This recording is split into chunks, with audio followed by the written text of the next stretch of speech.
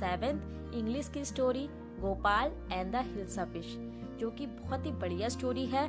तो प्लीज आप इस वीडियो को एंड तक जरूर देखिएगा ताकि आपको ये कहानी अच्छे से समझ में आ जाए। तो चलिए शुरू करते हैं। इस कहानी में सभी मछुआरे जिस दिन का बहुत लंबे समय से इंतजार कर रहे थे, आखिरकार वह समय आ गया था।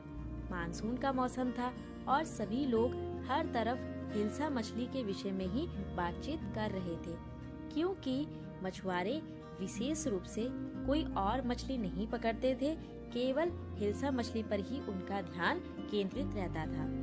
यहाँ तक कि बाजारों में भी सभी मछुआरे हिल्सा मछली को ही बेच रहे थे और सभी ग्राहक हिल्सा मछली को ही खरीदते थे, क्योंकि मछुआरे ग्राहकों को लुभाने के लिए छूट भी दिया करते थे। हिल्सा मछली की लोकप्रियता राज दरबार में भी थी। सभी राज दरबारी केवल हिल्सा मछली के विषय में ही बातचीत करते थे।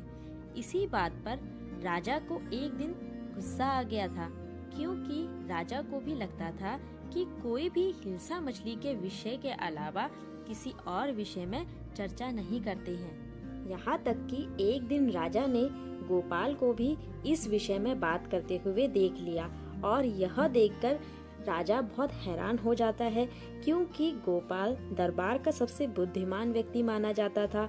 इसलिए राजा गोपाल को एक चुनौती देता है और उससे कहता है कि वह बाजार जाए और वहां से एक बड़ी सी हिल्सा मछली खरीदकर दरबार में लेकर आए।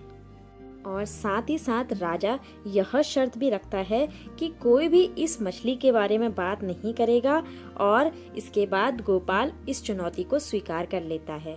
कुछ ही दिनों बाद गोपाल अपने आधे चेहरे पर से दाढ़ी को हटा लेता है, पूरे शरीर में राख मल लेता है और फटे हुए कपड़े पहन लेता है, जिससे कि वह एक भिखारी की तरह दिखता है। इसके बाद उसकी पत्नी उसके इस रूप को देखकर बहुत चौंक जाती है और उसे इस हालत में बाहर ना जाने के लिए कहती है।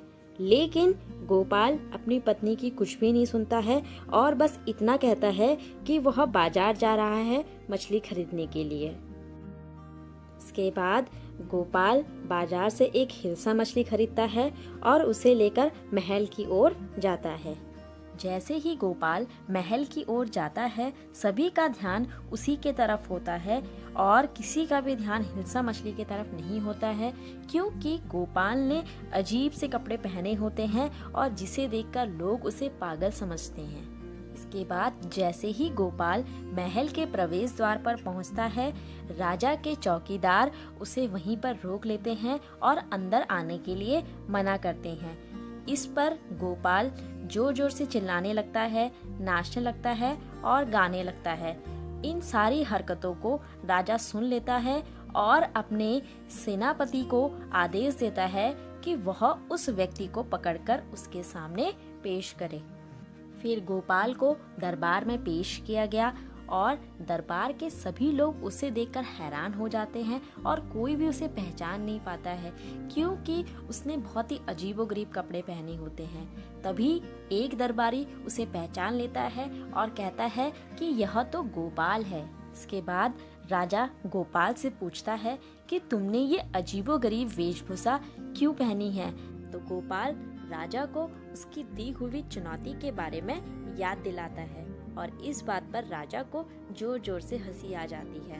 फिर राजा कहता है कि गोपाल ने एक और बार असंभव कार्य को संभव कर दिखाया। तो यहीं पर हमारी कहानी समाप्त होती है और इस कहानी में हमने देखा कि गोपाल ने किस प्रकार अपनी चालाकी से राजा की चुनौती को पूरा भी किया और राजा के दिल को जीत भी लिया। तो मुझे उम्मीद है कि आपको ये वीडियो पसंद आई होगी। अगर आपको ये वीडियो पसंद आया है तो आप एक लाइक जरूर कीजिएगा और साथ ही साथ 7th क्लास की और भी स्टोरीज को सुनने के लिए आप मेरे चैनल के साथ जुड़े रहिए। मेरे चैनल को सब्सक्राइब कीजिए। आज के लिए बस इतना ही। धन्यवाद।